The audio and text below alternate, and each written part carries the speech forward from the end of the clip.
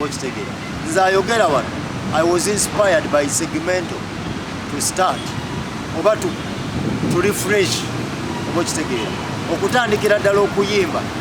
Nawulira akayimba ka segmento bakayita yield, bakayita yield.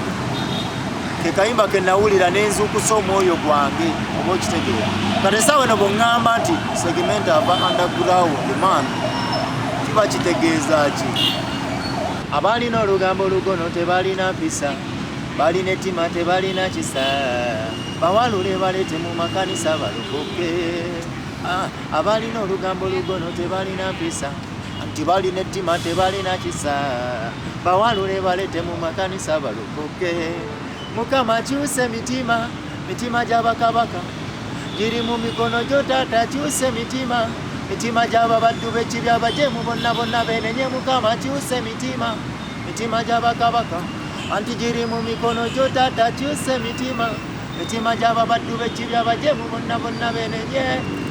Nali sirina ssuubi Yesu, nakuna endwadde ebyannuma, bwe nakufuna watwala ebyayita. Laba wonfudde kyewali sisuubira.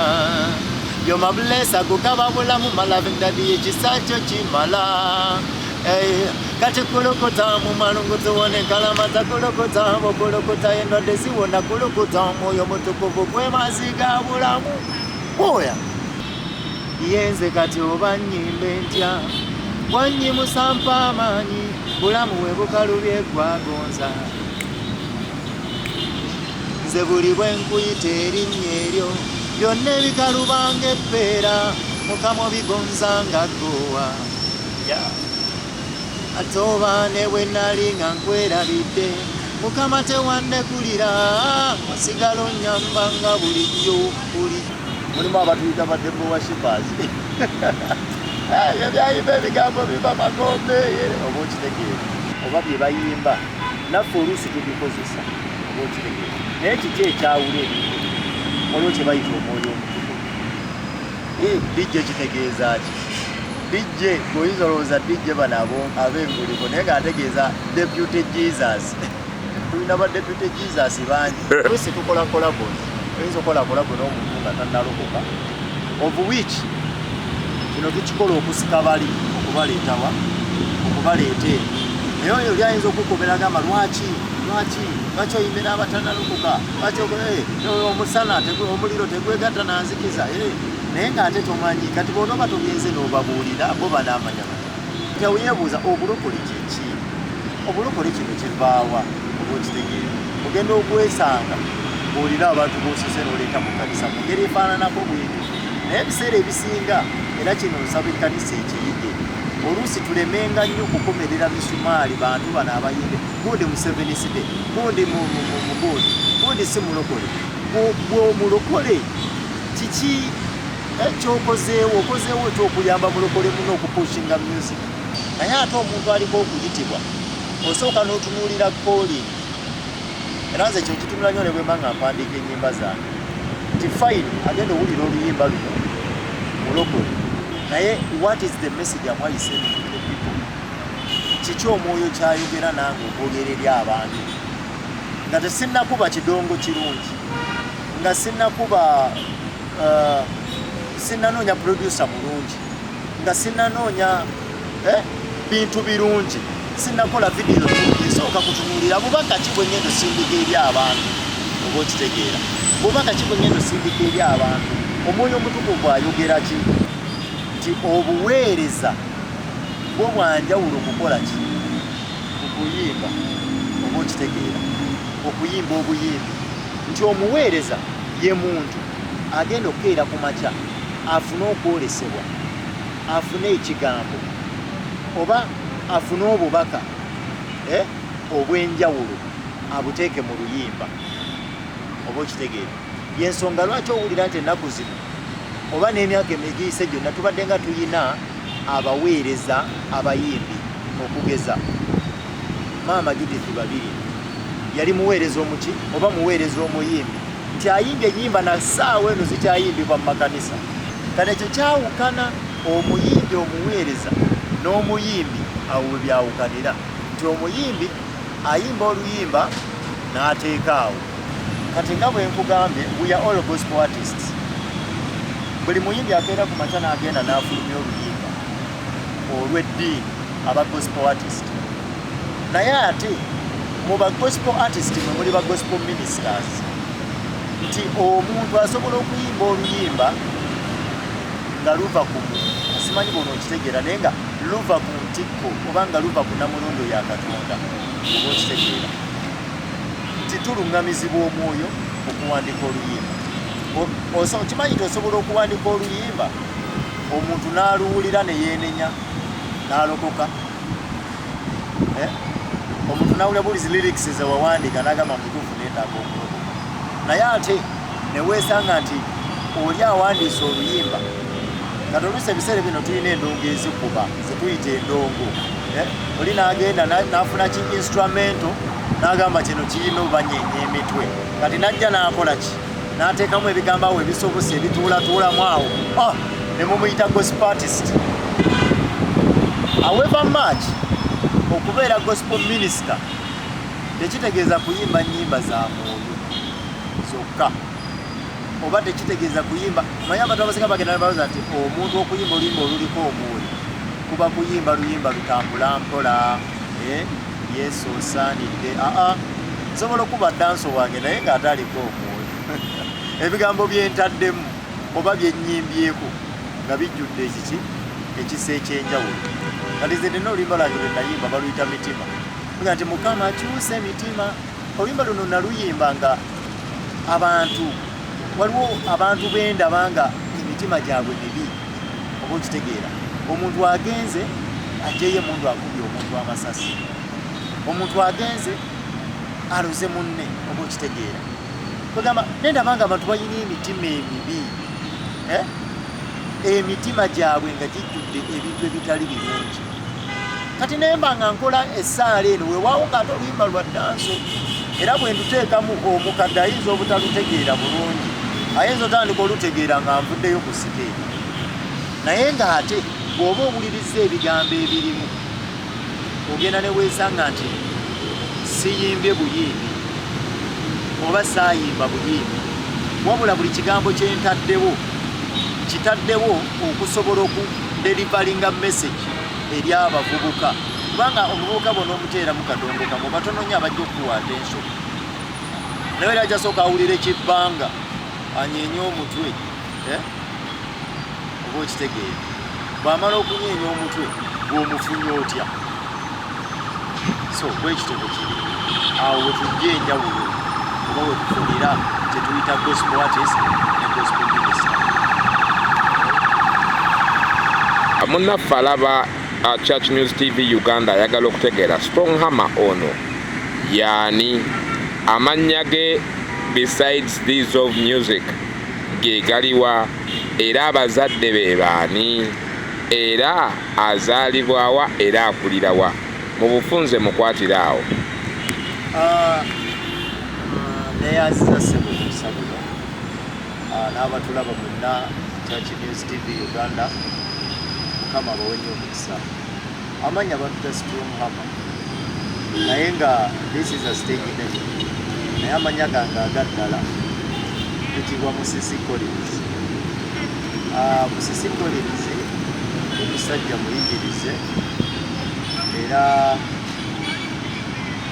erinnya eryo lyampeebwa kitange mwami omusumba Musisi Escort. Oyo no yatuvaako ku maaso bwe mabegako awo omwezi gwali gwakutaano ennaku z'omwezi 3 yatufaako era ne tumuziika saidi ze Kakinge Luweero ye yali anzaala era abasinga bamumanyi omusumba Musisi Eston ye kitange oba ye taata wange. Then ne maama wange omulungi Nakikude Topista, oyo muyita no Topista muyita Topista maama wange oyo mwagala nnyo naye nga mulamu ye waali era ali Luweero awo kusulawo obulenzi. So ye maama wange. Nfuuka ntya Strong Hammer? Natandika nga ndi muyimbi oba natandika nakulira mu Sunday school era nga nze Musisi Collins nga bulijjo. So bwe natandika bwe nava mu Sunday school nenjagala nnyo music. First of all nga sinnafuuka muweereza nasooka kwagala music. Era nenjagala nnyo okuyimba, nenjagala nnyo ebintu by'okuzannya emizannyo, nenjagala nnyo okuweereza Mukama. Nagezaako nnyo okuyiga ebivuga awo nempulira nga mutuufu okuyimba nkusobola. So bwe ngenda nga nkola advancement mu music nembeera nga nyongera n'okuyiga ekigambo. Awo Mukama wampeera ekyawandiikibwa n'aŋŋamba nti ekigambo kyange nnyondo eyasaayasa kyali mu Yeremiya. So awo nenfunawo erinnya nti mutuufu mazima Mukama asobola okunkozesa nange nenkozesa omuziki guno nenjasaayasa buli nnyondo oba buli kintu ekibadde kikoze ekibadde kiremeddewo. So bwe najja erinnya lino erya Strong Hammer nti teryajja buzibu erito wabula nawe bwe kyawandiikibwa kiri mu Yeremiya ekigambo kyange nnyondo eyasaayasa. So awo we najja erinnya lya Strong Hammer. Yes. Mu bufunze ozaalibwa Luweero n'okulira Luweero. Yes. Where exactly in Luweero? Nzaalibwa ku kyalo kiyitibwa Kakinga kiri mu Bulinzi, Luweero district. Abasinga bamanyiwo bayitawo Busula, Kalule, awo wonna waka, awo wonna bw'otuukawo waka, Busula, Kalule, Kikoma, Obulenzi, awo wembeera we nazaalibwa era we nakulira. Era maama wange waali ne baganda bange abamu we bali awo. So ndi mwana wa Luweero, ndi Mulemeezi ssebo. Amiina. Nsanyusa okukulabako Mulemeezi munnange. Amiina taata. Weewaawo kaakati Strong Hammer ssebo olwo okusoma kutandikiddewa era okuwunzika otya era wa? Kaakati nze nasomera ku masomero si mangi nnyo. Nasomera primary yange nagituulira ku ssomero liri eyo mu kyalo baliyita Bukalasa Church of Uganda. Lyali lino ddala Church of Uganda by then. Nga lya gavumenti tewaliwo bulungi kasente naye nentuula P7 yange mwaka gw'emabegakaawo. So bwe navaayo ku Church of Uganda Bukalasa nengenda ku ssomero liri awo Busula baliyita Katikamu South High School. Katikamu South High School nasomerayo ndowooza omwaka gwali gumu. Then nenjoyininga Target Community College. Target Community College nalyo liriwo Obulenzi. Eyo no gye natuulira my S4. After my Form 4 I joined May Christian College liri Nkumba. Eyo nembeerayo okwo nayo Nkumba wa ku Lwentebe. Yes, Ntebe Road. So then after nemala nenkomawo nentuula Target Community College my 11. So that was my secondary level, primary level. Nesooka nembikwatamu awo. Netandika ate okunoonya amagezi kigenyiza ate okwongera ku kino kye nali nfunye. Kubanga nali mugezi nnyo. By the way nesanga nga ntegeera nnyo n'okusinga abansomesa. Otya kisoboka ekyo? Ekyo kisoboka kitya? Kubanga nagenda ne neesanga nti oluusi oba ebiseera ebisinga nawabulanga nnyo abasomesa bange. Nagendanga nenkola research nempabula oluusi abasomesa bange era nga waliwo omusomesa bamuyitanga Master Kibambi. Bw'abanga ndaba mutumiddeko Master Kibambi oyo yalinga asomesa geography. Naye nga Master Kibambi annyumira nnyo namukyalenjinganga nnyo oluusi ng'atusomesa Rift Valley ezo ng'ate ngenda nze nemu overreadinga n'agamba naye mwana gwe njagala oleete wano.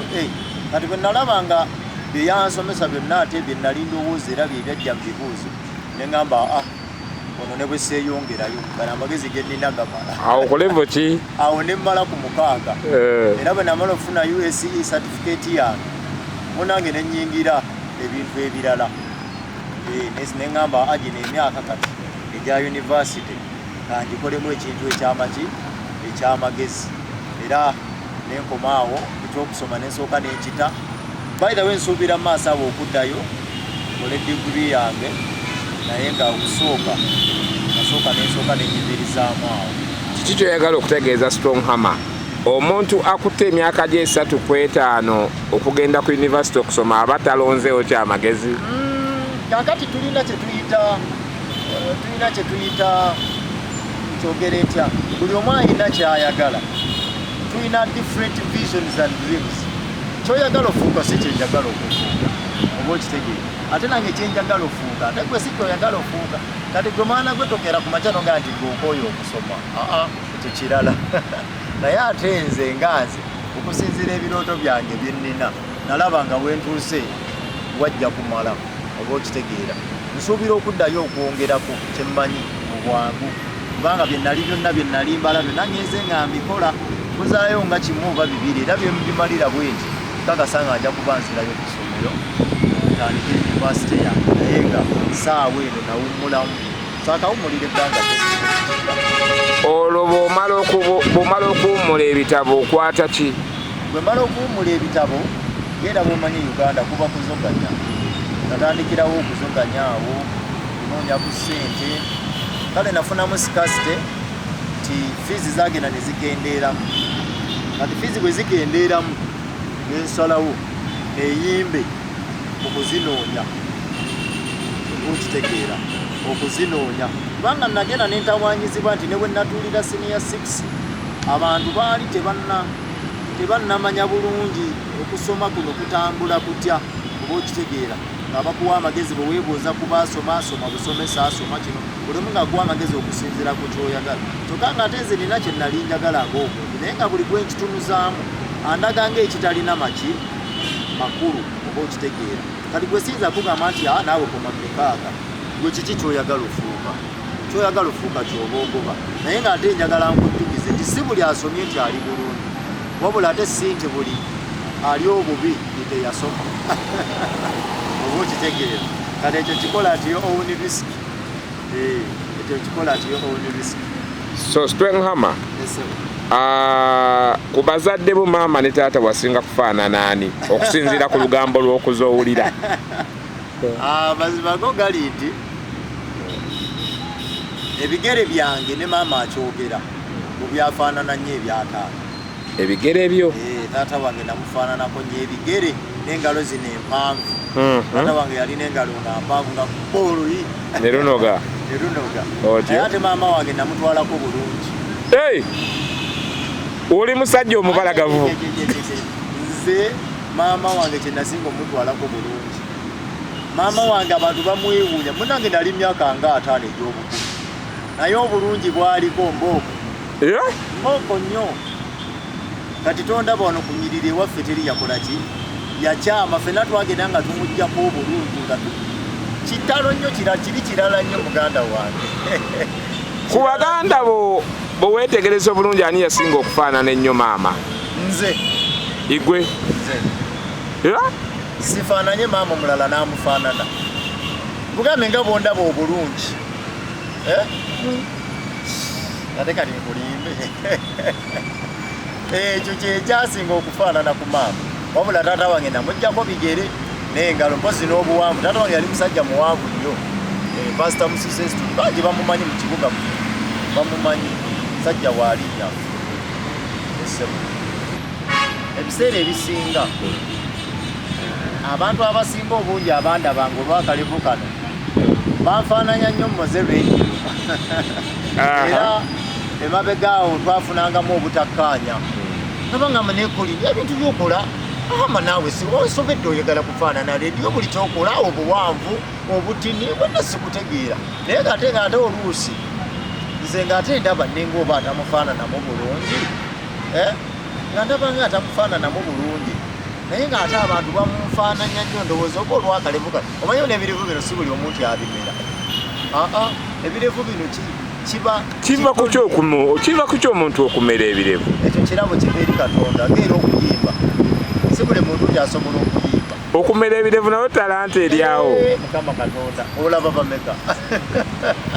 Olaba bameka ebirevu kintu kikulu. By the way, ebiseera ebisinga nze ebirevu bino bindiisizza ku mmere nnyo bwe kiri muganda wange. Ogambye otya? Ebirevu bino byo bindiisizza ku mmere ey'enjawulo. Bitya? Ngenze ku mikolo lwa birevu. Era mmere kika ki eyo gyoyogerako tuyinza okulowooza nti gye tuliko gy'oliko. Emmere kiki kyentegeeza abantu waliwo yanneegomba naye musajja gwe njagala obeere ku mukolo gwange lwa kirevu. Kirevu bulevu bwe kiti. Mpulira. Abalala bazze nga waliwo bwe nali oliraga balimba nsaba neekubiseko ekifaananyi naawe lwa kirevu. Nagira bugizi bweti nasula bwe pa. That is the beard that I want. Okitegeera. Yali mukyala yali mwami. Oba ekyo tukireke for security purposes. Aha, wano we tutuuse wayokya. Go.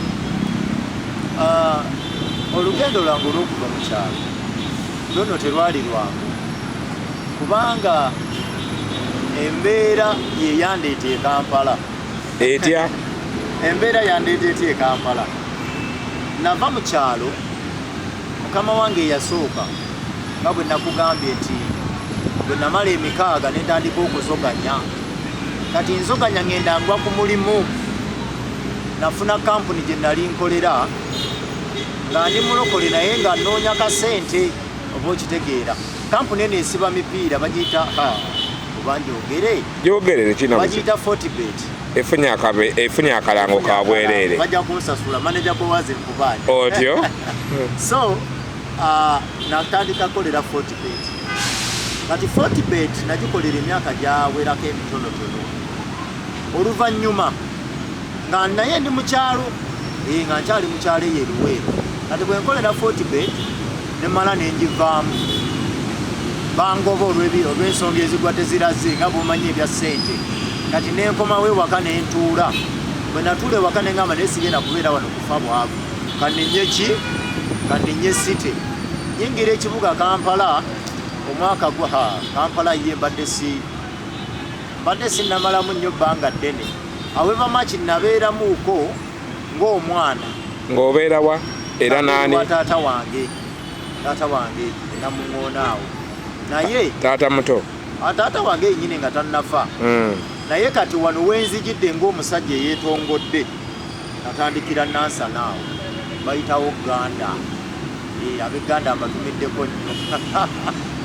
Wokaman Fashions ne Consolanta baagala nnyo. So natuukira Nansanaawo ntandise mbuuza okukola ki? Okola ki ssebo? Okuyiriba nafuuka Lubyanza. Otyo? Obyanza ki? Era obyanziza wa? Nafuuka Lubyanza Zugu. Zugu ogimanyi? Zugu ginnyonnyole. Zugu ye baboodabooda. Okay. So ntandika okubyanza. Byanziza mu bitundu bino Nansana, Musite, wano Musite najjanga nga mbyanza. Omanyi byanza taba na siteegi. Twabanga na siteegi nga buli wenkusanze nkujjawo ate buli wenjagala nkuteekawo oba okitegeera. Kale ngesisi yatutawanyangamawo netuzoganya mu magezi naye ng'era tubaamu oba okitegeera. So nyingira Kampala ntandika kuvuga Zugu. Nagivugira emyaka gyange nga giija ebiri. Bwe mmala okuvuga booda ne nfuna akabenje. Sorry, kaali katya? Tutwale kaawo. Kati naye akabenje kano kajja katya lwa mputtu. Eriwa? Emputtu etya. Omanyi nakugambye nti abayimbi tulina kye tuyita omwoyo omutukuvu. Omwoyo bw'aba ayogera naawe ali mu nsi ey'obutalabika naye ng'ate alabika oba alabisibwa. So omwoyo omutukuvu yaŋŋamba kigenda ku kanisa bweti ne bweti osiibe ennaku 3 July. Naye olw'okuba nali nnyingidde mu kukola booda nga buli lunaku lwesikoze mpulira omuliro nga gukola ki? Gubumbujja nga mba nina okubyanzaamu ngenda kulanja ngenda kubeerawo ntya. So bwe najeema mwoyo ndugu naŋŋamba nti tondabanga naye ngwa kabenje. Bodaboda yantema evviivi lino akongovule ne kayulika. Ne mala emyezi gyange wagindaba 3 nga sirinnya sitambula siyimirira nga neebasaawo. Era ekibuga ne kinnema nembeera ng'obulamu bwonna butaabanguse lwakujeema kiri kye nakugambye. Naye kati bwe nali ndi awo ku ndiri eddoboozi lino ne likomawo ne ligamba nti nakugamba ogende osiibe ogende ku kanisa bweti ne bweti. So awo we natandikira naye sikoze mirimu mingi mu kibuga era bwe nava ku booda nempona bwe nawona akabenje sadda ku booda kati nkola mirimu mirala nkola mirimu mirala egyinzikiriza okuweereza kubanga booda yali tenzikiriza nnyo okuweereza nali nga ndi taken by money era ekyo kibeere kyakulabirako eri abavubuka bano abaga nti bayimba gospel. Omwoyo Mutukuvu wabanga akutumye ekintu oluusi atuwa ebigambo ebyokuyimba n'okireka n'otakiwandiika akuwa sitayire ey'okuyimba n'otagiyimba kubanga eri abantu abawulira eddoboozi lya Katonda abatambula ne Katonda bawulira eddoboozi lya Katonda oba okitegeera. So buli bw'oyogera ekyo Katonda kyayogedde wabaawo enjawulo naye buli bw'owulira okuwandiika ekigambo n'otakiwandiika n'oteekawo ekituula mu luyimba awo wewabeera akabaata.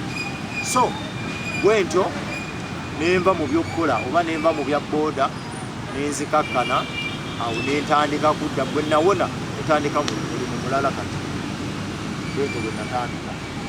Alright, katukulabye muganda wange Strong Hammer oyingidde Kampala otandise okupambana otulaze wali mu kuzoganya wonna okuyise kukola ki? Kuyiriba. Nekyo oyise wali kuba okubyanza omaze okubyanzaawo wonna wabula Mukama akutuma okubaako kyokola ojeema ogenda n'ebibyo ofuna akabenje ka booda. So lyali ssomo ddungi gy'oli nkakaza yadde nga kyali kibi nnyo. Mukama tajeemebwa. Waliwo ne mu Bayibuli musajja mukulu bamuyitanga Yona. Mukama alina gye yamutuma okugenda n'asala okugenda Talusis. Ko Mukama kankutumire Shaka. Shaka n'emukaba n'emumira. Naye nga tennamumira yalinnya eryato. Eryato okwo okwava kalumanywera okusuulibwa mu nnyanja. Bali ne bagamba naye ddala Mukama Katonda w'eggulu atulanga ki? Kumbe waliwo omuweereza we gwakola ki? Gwabonereza. Eryato n'eritereera oli Shaka n'emumira. Bannaaye kale kasita naawe akabenje tekakumira. Weewaawo wekyakuwandula kyakuwandula ebbali ekyennyanja ekyali kikumira. Anyway kale betuvaako awo atunuulira Strong Hammer essaawa eno ng'omuyimbi wa gospel. W'oyingirira Kampala wali omaze okulokoka oba wali tonnaba kulokoka? Era wajja mu Kampala ng'omaze okutandika okuyimba gospel music oba gospel music omutandikira wano nga omaze okuteeka wansi okubyanza? Kakati nze nga bwe nkugambye taata wange yali musumba nga tannafa ate ne maama wange mukulembeze mu kkanisa eyitibwa Pentecostal Revival Ministries esangibwa era Busulawo Obulenzi. So Mukama abadde ampadde omukisa ogwo mpulidde ku mulembe oba nkuze n'abazadde abaamanya Katonda mu biro byabwe oba okitegeera era Katonda seekanze bwekanzinga mu mulimu. Nvudde buto oba nvudde mabega nvudde wansi nga ndaba Katonda byakola ewaka. Nvudde buto nga mmanyi Katonda yaani. Mu Sunday school yonna babadde nga batuyigiriza Katonda era nzizaamu amaanyi abasomesa ba Sunday school abaana abo mwongere okubabuulira kubanga ekintu kyo Bayibuli nti yigiriza omwana ekkubo eddungi ne bw'aliba akuze talirivaamu oba okitegeera. Era kati nze singa musawo Lwaki madamu Lwaki teyanjigiriza bineeno byendiko kati nalibadde siri wano.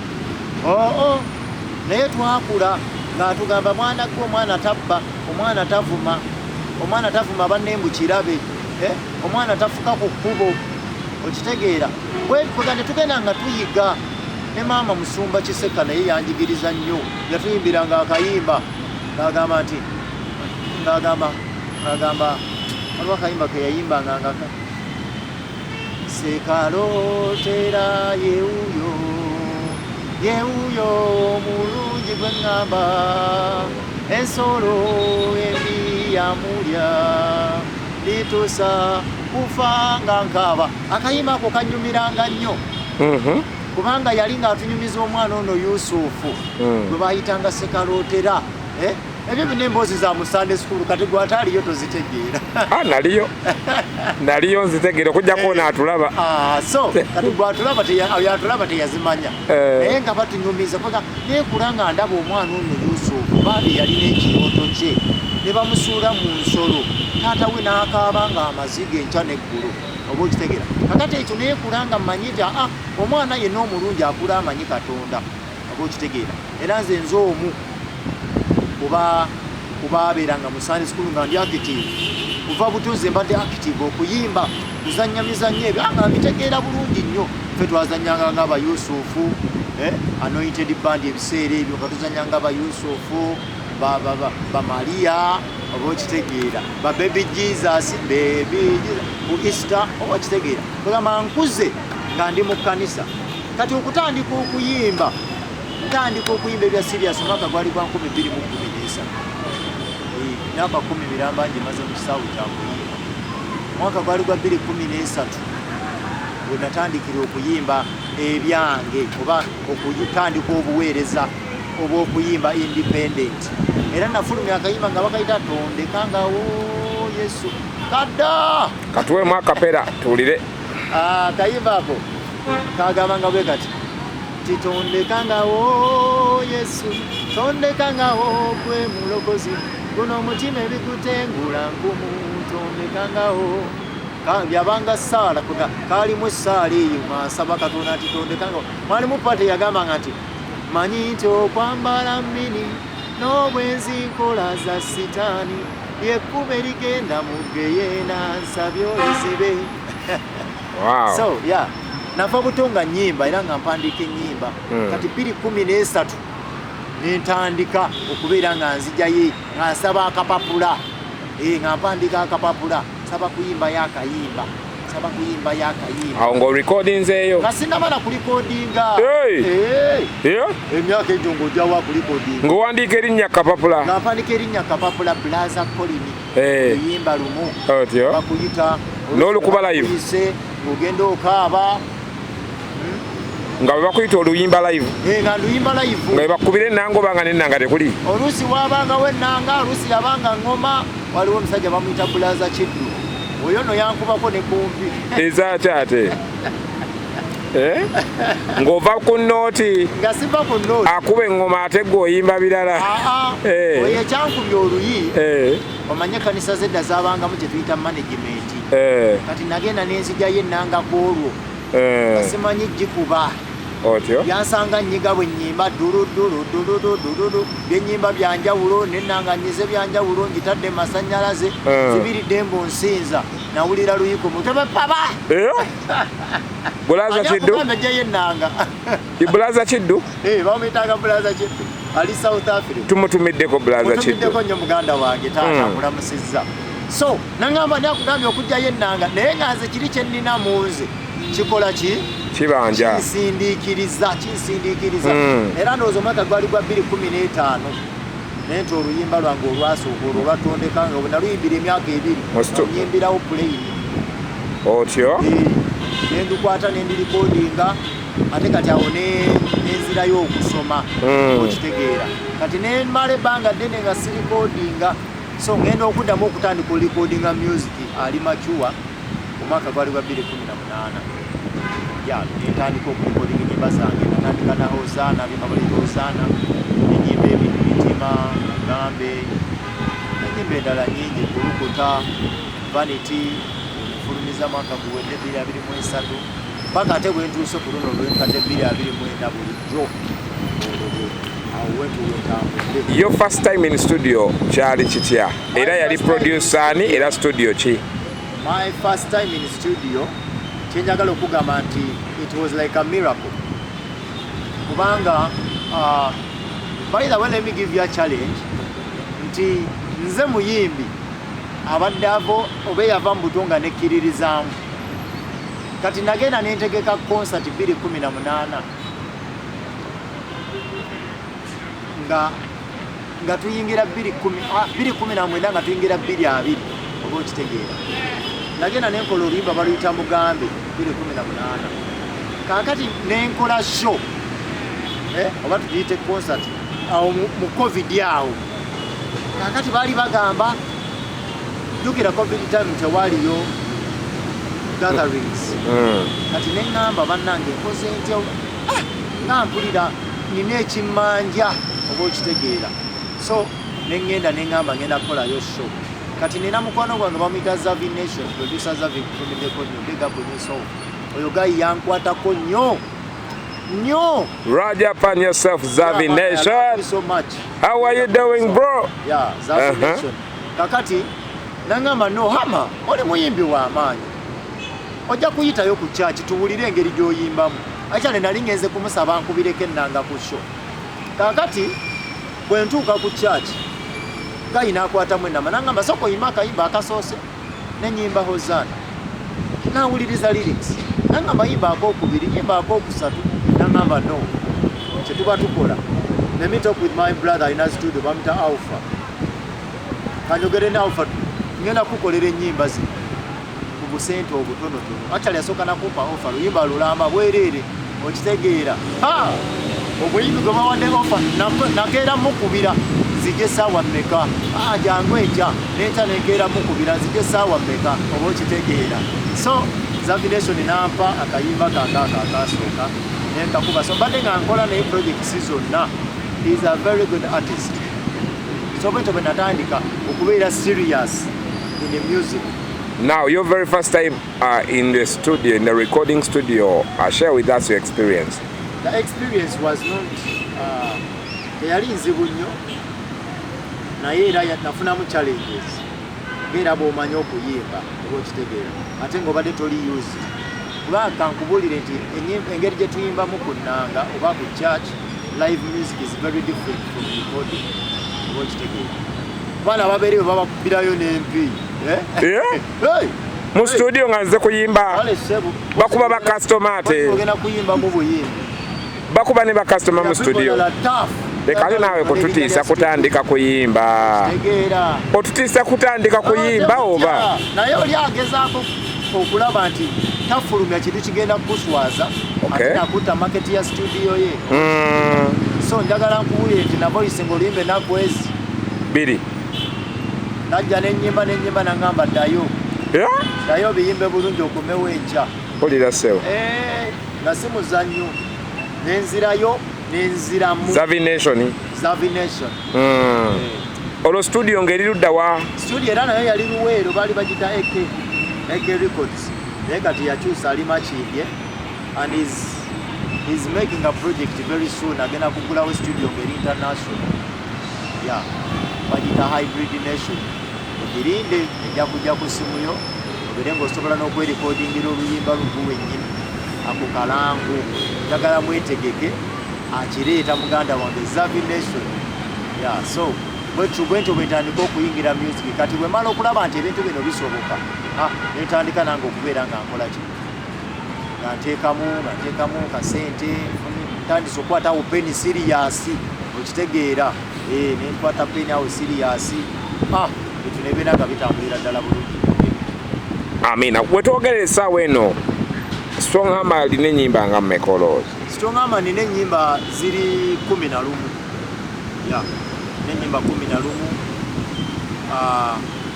ziri ku media handles abamachi ezimu sinaba kuziteekayo bulungi naye nga ezisinga obungi ziri ku media. Olwaliro bwe tutunuulira omuyimbi Strong Hammer naye neyeetunuulira neyetegereza bulungi olugendo lwe musical okuva 2013 paka wano waali bw'otunula mu nnyimba zo luyimba ki lw'osinga okwenyumiririzaamu? Oluyimba lwensinga okwenyumiririzaamu ngenda kukugamba nti ennyimba zange zonna nnungi. Ennyimba zange zonna nkukakasa nti nnungi kubanga kisinziira myaka ki gy'olimu era na message ki ekukolera oba okitegeera kubanga nze omuyimbi ayimba nga ntagetinga abato abakulu n'abavubuka oba okitegeera siri nnyo omuntu ayagala okugenda mu kkanisa nyimba abakadde bakube engalo abavubuka bantunuulire bati oba abavubuka bayimuke babuukebuuke ate omukadde atunula agambe nti kiki ekigenda mu maaso wano oba okitegeera. So ennyimba zange zonna nnungi naye kisinziira message ki oba gwawuliriza what is your point of view kuziwuliramu, kubanga ennyimba zange zonna zirina lyrics ezaawukana. Waliwo lwe nayimba Mukama kyusa emitima, olwo ntera nnyo oluyimba ku crusades oba okitegeera, okwaniriza abantu abapya abatamanyi Katonda, okukyusa emitima gyabwe. Olwo lwe bayita vanity nalujja mu mubuulizi olwo lwaffe abalokole luga nti eraga Yesu ni kamanda, penza kuna mwingine, Baba wewe ni dawa yangu, mwenye wa upendo. Yesu ni kamanda, penza kuna mwingine, Baba wewe ni dawa yangu, mwenye wa upendo. Yote ni vanity, otoli Yesu ebyensi byonna butali. Katolo naluyimba nga lwaffe abamaze okulokoka nti fayini bw'omala okulokoka ebintu by'ensi bino tebirina kutwala, kubanga byonna butakola ki butaliimu. Yote ni vanity, lulimu Oluswayiri n'Oluzungu n'Oluganda nti yote ni vanity, byonna butaliimu, byonna mpewo okujjako ekigambo kya Katonda kyekitakola ki kyekitagwawo. Kati waliwo olimbo lwaluga nti mugambe ebikumalako emirembe, mugambe ebiri mu mutima gwe bikunyiga. Olwo naluyimbira abantu nga balina embeera gye bayitamu. Oluusi tubeerala ebintu ebyenjawulo, ebizibu ebitunyigiriza mu bulamu gye tutambulira. Kati nga olwo ŋŋamba abantu tigamba Mukama, kiki ova wano n'ogenda n'ogamba Brian ebizibu byo abantu bayiwa, gamba Mukama. Kati luno oluusi ebeeraga nti bulijjo otenderezebwe gwayamba, ffe tuyimbenga amatendo g'Omukama buli olukya. Ako kakutendereza Katonda, era nakayimbanga specifically oba basically kakutendereza Katonda. Buli lunaku twetaaga okutenderezaani, kutendereza Mukama. So ennyimba zange zonna kisinziira kiki bwe kyogenda okulufunamu oba kiki kyoyagala okuwulira okitegeera, kubanga nze siwandiika buwandiisi wabula mpandiika ekyo Omwoyo kyampadde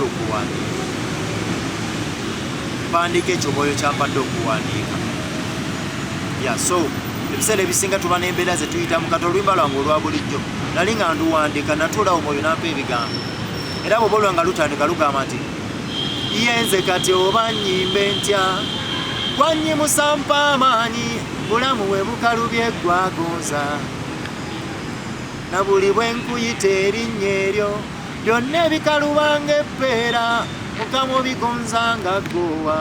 Oba okitegeera nti ebiseera ebisinga tufuna embeera ezitunyigiriza, naye bwe nnaali nga nkwerabidde, Mukama tewandekerera, wasigala onnyambanga bulijjo.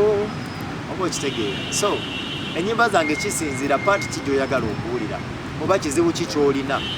I think okuyita mu nnyimba zange Mukama agezezzaako okubeera ng'anyiga emitima gy'abantu abamu, era abantu badde nga bawandika comments even on YouTube. So nyimbye ennyimba nnyingi, nagambe nina ennyimba 11 naye nga muzo kati waliwo luno olupya lwe bayita bulijjo. Yenze kati oba nnyimbe ntya, gwanyimusa mpa amaanyi, bulamu we bukalubye gwagonza, nze buli bwe nkuyita erinnya eryo, byonna ebikalubanga eppeera, Mukama obigonza nga ggoowa. Nze ne bwe nnali nga nkwerabidde, Mukama tewandekulira, wasigala onnyambanga bulijjo, bulijjo. Ffe tuyimbenga amatendo g'Omukama buli olukya, mu buli mbeera osigala oli Mukama.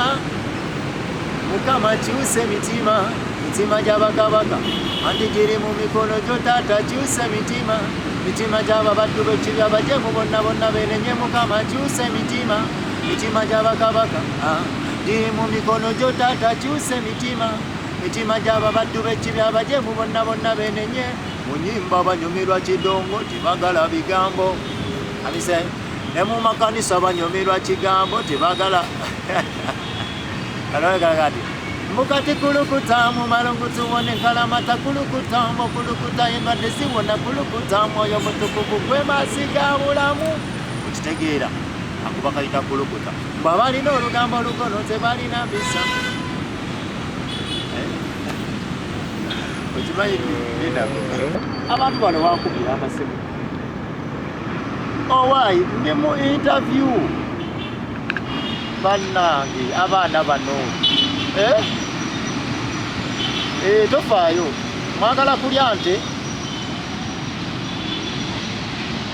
ewa kamera mutokwata kaka woka kankulabe wano kammalirize bangi oba mwagala kulya nte musale tewali kuzibu kale omanyi bano baana banneyiba babeera bantawaanya bagala kubeera nga bayingirako ewaka bizibu ebityo beera bumanyi abaana banneyiba so bwebwe obuyimba bwange muganda wange bungi buli ku YouTube buli ku Hawebase buli ku MP3 jaja everywhere just type in strong hammer music ofuna omubali ochacha nti bakiri muganda wange nayingira Kampala 2018 official olumuyingidde ng'omusajja kali strong hammer 2018 awo oyingirira Kampala bayimbi ba gospel kibosangawo nga batrendinga era baali batrendinga na nnyimba ki basi bibuuzo byobuuza muganda wange nga bizibu kale abayimbi ba gospel kigambo trending kino kirina engeri gyekibuzaabuzaamu kubanga okutrendinga oli asobola obeera nga atrendinga mu matuugo naye nga ate tatrendinga mu balala nakyo kisoboka naye waliwo kyebayita open market.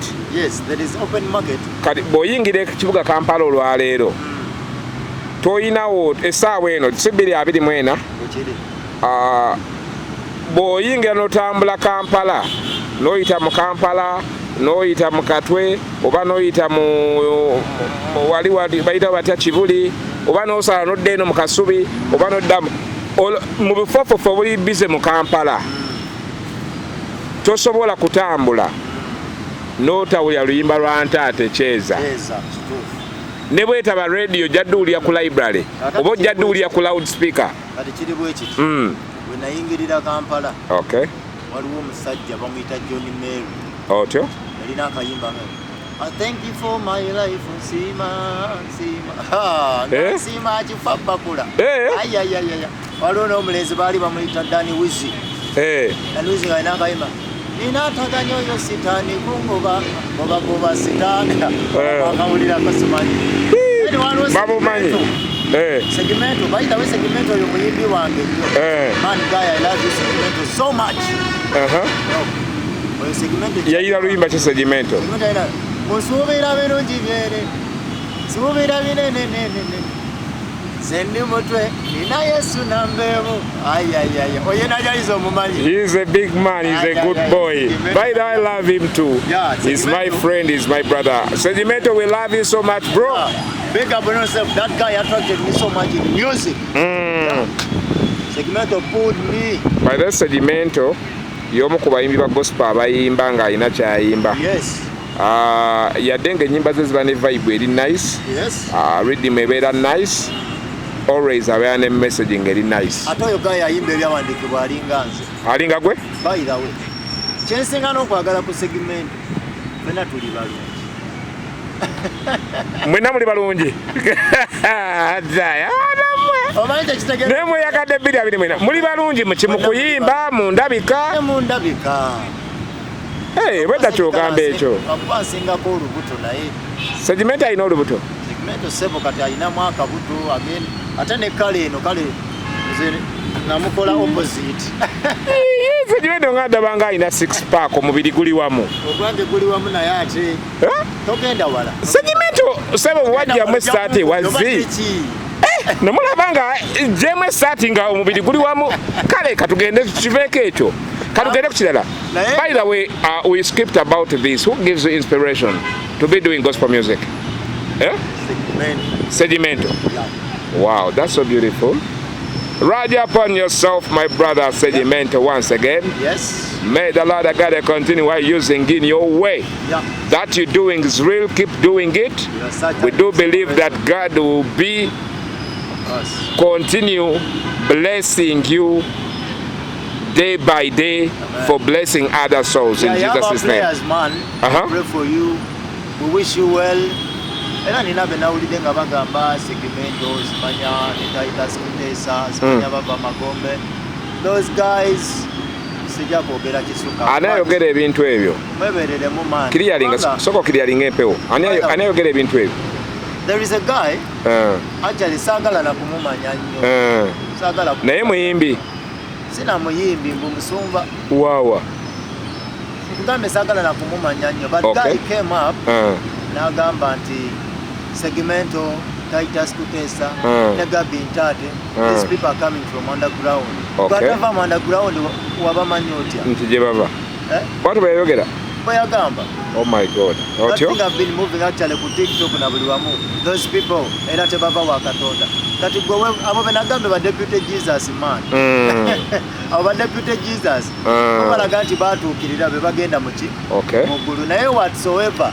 Oba mwogera kyo omanyi bw'obanga Katonda tannakuviirayo abantu tebakwogerako ekituufu okitegeera Katonda amala kuviirayo abantu ne baga nti ate buli kirungi tukiwa sitaani simanyi lwaki no oluusi abantu abo nze ndowooza baba bakozesebwa sitaani anyway statement sinagiwulira nja gikomentingako nga maze ogiwulira naye bwe kibanga bwe bityo bye bayogedde yagenze maaso n'abapositinga nako n'abateekawo these people from the devo-worshipers muli mutima nange kati gwe tobakkiriza kuyingira mu ggulu lyo Mr. Jesus okitegeera gwe tobakkiriza yingira mu ggulu lyo but whatever kyetukola kiva wa Katonda oba okitegeera so bwe mba ndi mulokole nga nsabira nansana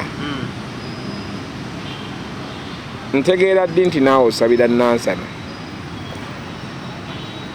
otegeera ddi nti nange nsabira nansana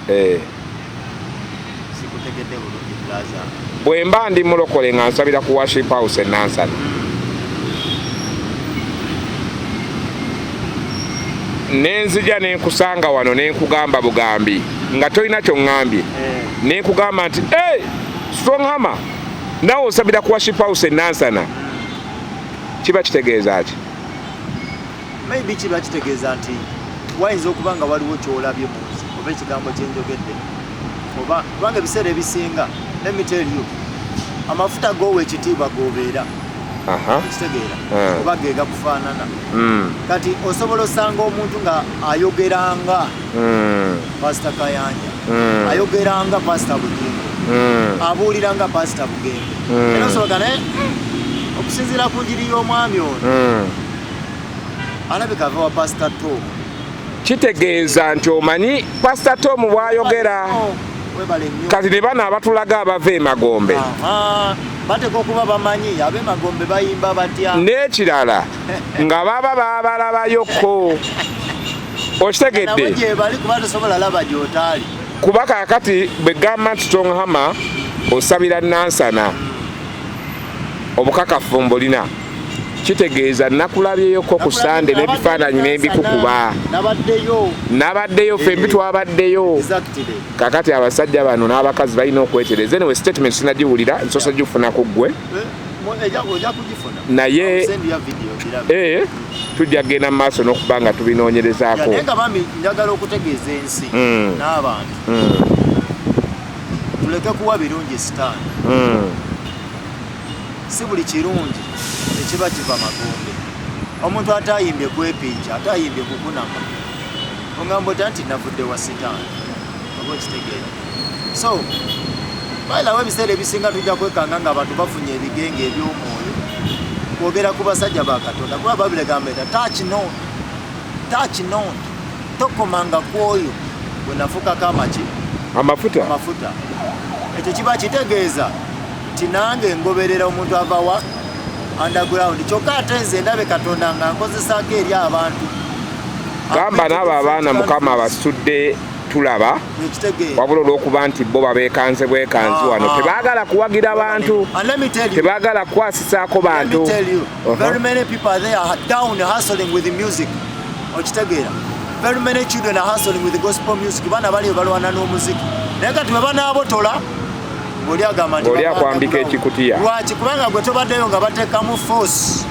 okitegeera bonna beetaaga okukolebwako research ekyo kyekintu ekigenda okulwaza abantu abamu kale ababyogera beetaaga okukolebwako research kubanga baalibanga bwebibanga bituufu nabo nga gye bava totaga nabakolako research why should we know them anyway ka video yako jja kansindikira wano nyongera okukeetegereza tunoonyereze tukakase abakulu abo be baliwa maybe bakoze kino bafune following oba okitegeera kati bwe tubakolako research tuba following tubawa time let us not waste our time bwe tubanoonyerezaako abantu bwe batosirika busirisi okay muganda wange Strong Hammer yes abayimbi ba gospel bangi baba complainingako mbu tebalina gye basabira mbu bamovinga during the church services for them babeera bamovinga church after church ekyo kyogerako ki era gwe nga Strong Hammer osabira wa oli omu ku bayimbi ekikulu ekyo oba gwe olina omusumba n'ekkanisa muva tubuulire ssebo abaawumeme mbayigirako nnyo balina akagera akagamba oba eŋŋombe egamba nti atali kabi denja ekyo kyabulabe nnyo okubeera kyakituwalist yaliwa kyakituwalist omanyi be balokole be tufunye ennaku zino oli agenda n'aloota ekirooto nga bamusalako ebbeeri omulala n'aloota ekirooto kati wali agamba naloose ekirooto nga sezaala wange neegomba okitegeera kati abalokole bagenda ne baloota ebirooto ebyekimpatiira oluusi alidde emimmonda kusa emikoyo gimunyiga n'agenda aloota nga ali ku ntembo emuvuga agivuga ng'endogoyi bannange kati ekyo kitegeeza kati oli yajja juuzi n'ambuza ekibuuzo naye hama wamma bw'oloota ng'omuntu omugamba nsangula ag'eminyira mu nnyindo naye ng'ate tagisangula kitegeeza ki nemugamba gwe weewase walidde emmere ki okitegeera kati abantu bagenda ne baloota ebibuuzo ne babayagirira abasumba omusumba ali mu Lubigi manya ali mu Lwera simanya ali mugo mugamba ebintu ebyo ebintu bwe n'abeera ng'alina omusumba gwawe ekimu eky'ekkumi alina omusumba amusabirako alina omusumba amukyalirako oba okitegeera ebyo bibi obanga n'ekkanisa emu okitegeera funa ekkanisa eri ku musingi ogwa Katonda onywerere kwekyo gwe ssebo osabirawa atukubiriza oba akubiriza abalala okufuna amakanisa essaawa eno nsabira ku kkanisa eyitibwa House of Redeem and Healing Center esangibwawa esangibwawo bayitawo Nabbingo Masaka Road webale nnyo otyo omusumba bamuyita Henry Kizito otyo ne mukyala we musumba Silivia Kizito awo wensabira era wenkuŋŋaanira ate nno ssebo Mukama akoze ebyamaanyi sayidi eyo otyo Mukama akoze ebyamaanyi sayidi eyo era wenkuŋŋaanira nze mukulembeze wa kwaya wow Mukama nga mulungi toli mmere kulya kati kye njagala okugamba abantu gwe kyakiriida kwaya liida kyakiriida ŋŋamba kwaya liida ze kwaya liida kulembera kwaya era sayidi eyo bibadde si bibi Katonda atukoze bulungi obutali butono ate era kansooke mbategeeze n'obategeeza ng'ennaku z'omwezi 29 tulina overnight worship night kulembeddwa musumba waffe ekwaya n'omusajja bamuyita Mukadde Kalungi abamu ku basajja abakwatiridde era abawaniridde ekyoto ky'okusinza mu ggwanga so mubeere eyo ennaku z'omwezi 29 naye nga funa ekkanisa nkiddamu funa ekkanisa emu tobeera malaaya wa kkanisa bannange tobeera malaaya wa kkanisa nkiddamu funa ekkanisa ekutegeera omanye ebintu bituuse nnyo ku baana ne baana abagenda Dubai okitegeera oba okugenda okukola oli ava wano ng'asabira ku wasipawusi n'atuuka eri n'afunayo omusumba agoba amajiini n'afunayo omusumba gwawe ekimu eky'ekkumi eriyo bano ab'ensigo okitegeera kati n'agenda okudda nga n'ekkanisa gye yavaamu yamwerabira dda oba okitegeera so ekyo kintu tekiba kirungi kyandibadde kirungi n'ofuna omusumba n'osimbibwa n'osabibwa n'ovaawo nga mukama yakutumye nti genda mu kanisa endala bwetyo oba bwetyo so sikusabira waneeno sande ejja n'osabira ewa Brian Kagaati sande ejja n'ogenda ewagundi ebintu ebyo tebiba birungi bimenya n'abaweereza emitima abamu tebiba birungi n'akamu kale Stronghammer emboozi ebadde ennyunyutuva era enyumye nnyo ewoomye amiina taata ngenda kusaba mu bigambo 1-2-3 osiibule muganda waffe alaba tell the story tunyumize show nga sinaba kusiibula njagala okutegeeza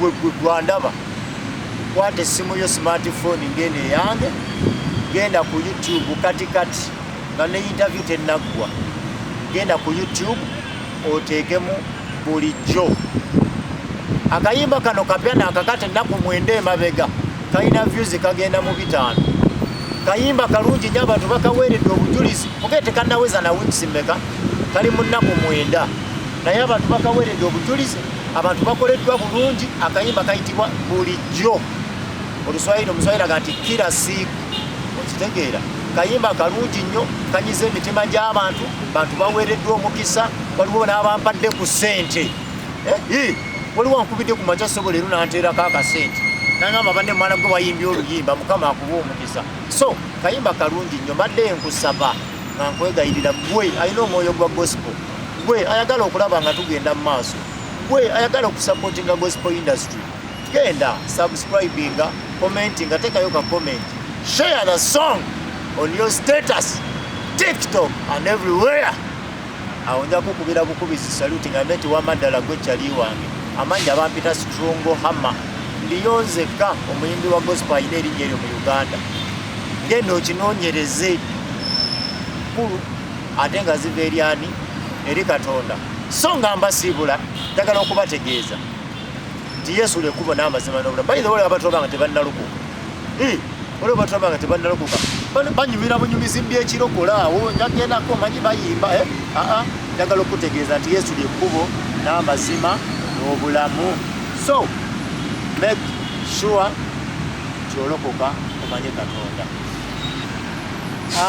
kakati munange gwatulaba ku Church News TV show yaffe eno eya tell the story ey'omwami omukulu mukubwa salute big up on yourself Mr. Kagaati njagala okutegeeza tibambi genda kindly ku YouTube ebikutu emirala download that music enyimba zange ezisinga gye ziri ngenda kuba njogera ne manager eri neza tannabagenda yaziteekeyo go and subscribe don't forget to comment share omanye ebiseera ebisinga tuwulira ennyimba zino ne tuzeeyagaliza ffekka so nga ate oyinza olusharingira n'omuntu atali mulokole ne lumubulesinga oba okitegeera so mbadde nkusabira nga nkwegayirira nti bambi genda ku YouTube follow me subscribe share and comment kama ajja kumpeera omukisa oluyimba luyitibwa bulijjo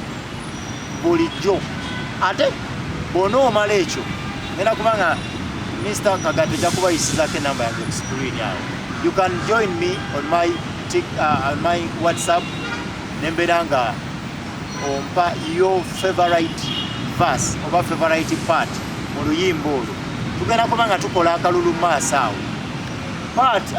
part eneewangula esente part eneewangula abaviewers abangi oba abanakomentinga ku part eyo bagenda kubanga bakola ki bagenda kubanga bafuna bagenda kubanga bakola ki tugenda kubeera nga tuteekawo akalulu bw'onoomala okuntayipingira your best part in my song bulijjo then I'll be able to put you mu kalulu kano osobole okubeera nga weewangulira ku ssente so njagala okutegeeza muganda wange genda onoonye akayimba mukama ajja kumpeera omukisa mu linnya lya mukama waffe Yesu. I want to take this opportunity first of all okubeera nga ntumira ku mikwano gyange mwenna abasupportinga Stronghammer music okusingira ddala abo abanjagala kaddala onjagala okuva ku mutima gwo era nga onfollowinga EVM management batumiddeko mwe n'abayimbi ne basupporters mu mukwano gwange manager Tofa Stars oyambeereddewo nnyo ku kido mama wange omulungi nakigudde tawopista ddala oli top star. I love you so much. Waliwo mukwano gwange bamuyita Editor Rachel oyali Saudi Arabia. Mukwano gwange nnyo era ayagala nnyo muziki wange musumba wange Pastor Henry ne Sylvia Kizito abaana ba Ivy mwe namba tumiddeko waliwo gwe bayita Uncle Jimmy oyo tali anfiirako anfiirako nnyo ne Wokaman Fashions baba wange Alex Rose Kesha Mire Naomi Samuel waliwo muzeeyi wange taata wange Musumba Mulindwa nkutumiddeko nnyo taata wange Geoffrey Semambo nawe nkwagala nnyo Shakespeare big up on yourself man. Sharon Tonyiga omanyini namu bakyali bange ngasema nga bamanyi okuntulugunya bakite wantumidde Papa Lion Sister Fatuma mukwano gwange nkwagala nnyo mukadde abawo Zion Elder Mike Segawa ate gwe simanyi bennyinza kwogerako bannange simanyi Farida Musumba Kiseka ne Pastor Geoffrey Omundabira Madam Foster my friend Rockin Shamira ali Saudi Arabia nawe nkwagala nnyo waliwo n'abaana bange America Miriam Melissa Kutesa Moses and Manuela n'abalala mwe n'abasupportinga Strong Hammer Music. I love you so much. Mukama abawe nnyo omukisa ate nange neetumiddeko ne Brian Kagati mbadde mwerabidde. Big up on yourself man. I love you so much. Manager Eric yegwe oli ku ntiko oyo abeera director waako bankagadde bulazi